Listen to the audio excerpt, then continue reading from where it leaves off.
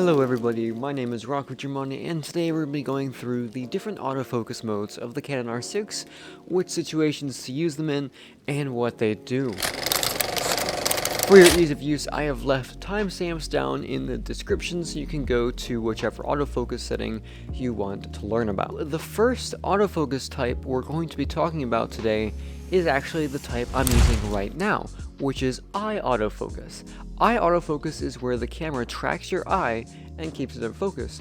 And if the camera can't see your eyes, it will go to your face. And if it can't see your face, it will resort to just generally tracking what was near it. In order to use IAF, you must go into the autofocus settings and enable it.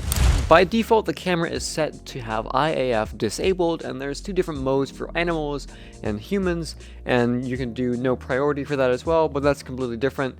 It just depends on what you're shooting. You want to make sure you have IAF turned on, and then what you're going to do is go to the custom function button while also holding the AF button on the rear of the camera at the same time, and then you can click through your settings to have IAF. It should look like a little box in the bottom left corner. So next up we have Spot AF. Spot AF is the second option over from the left towards the right on the autofocus settings when using the custom function button.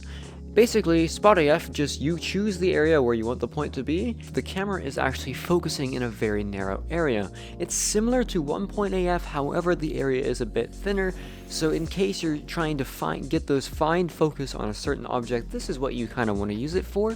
And you can always use the AF joystick to move the focus point around on the back of the camera, or if you have the touch to focus area turned on, you can use that function as well. Next up we have 1 AF, which functions in just the same way. It's a single point that you can control where you want it on the frame, and using that frame the camera will determine where to focus. Next up we have the fourth option over, which is Expand AF. It is a single point with 4 points on the top, bottom, left, and right of the center point, and the camera will basically track around those 4 points to determine what to focus on. This is very similar to the next option, which is Expand AF Area Around. The Expand AF Area Around has a grid of 8 autofocus points outside of the center, which is just expanding the area in which the previous mode would focus in, and you can move it around with the joystick as normal. And for this, the camera will focus anywhere on those points as it sees fit. So next up, we have the 3 different zone autofocus modes. The first one is a center point zone where it will choose any point inside of there and choose where to focus. This is done entirely by the camera, and you can't really move around where this area is. However, the camera has, like I said, 6,000 autofocus points and one of the fastest processors in any Canon camera, so it should not have an issue focusing. However, if you want more control, the other modes would be better. Furthermore, we also have the vertical area, which you could use if you shot vertically, and it would be a horizontal area, or it would be a vertical area if you were shooting horizontally.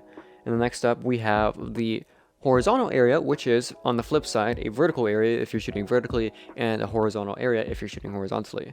It will find something to focus on in those areas. Personally, my favorite method of focus is the center point AF with expanding autofocus points. However, when I'm shooting people, I will use eye autofocus, and a fun fact is you can actually use these different autofocus modes in video mode. They're not just limited to photo. You can access these points in the same way you would in photo mode, and you can use them in much more convenient ways, because sometimes I find that for video autofocus, if I leave it set to the eye autofocus or just general tracking mode, it'll focus on small objects that aren't really what I want it to focus on, and I can just use the single point autofocus mode or the expand autofocus mode to select an area I want to focus on, similarly to how I would compose a photo. I'm not just letting the camera use the whole sensor to determine where it's going to focus, because I want it to be focused on a certain thing, especially if I'm composing the photo in a certain way. Anyways, those are just my thoughts on the different focus modes, and I hope you were able to find this video helpful to you, and if it did, a like and subscribe would be much appreciated, as it helps my channel out a lot. I'm hoping to get to 1,000 subscribers by the end of this month, and that would be absolutely amazing. I'm so thankful for all of you who have shown your support for this channel, whether it be watching my videos, liking them, or even subscribing. I'm Rocco, and I will see you all in the next video. Peace.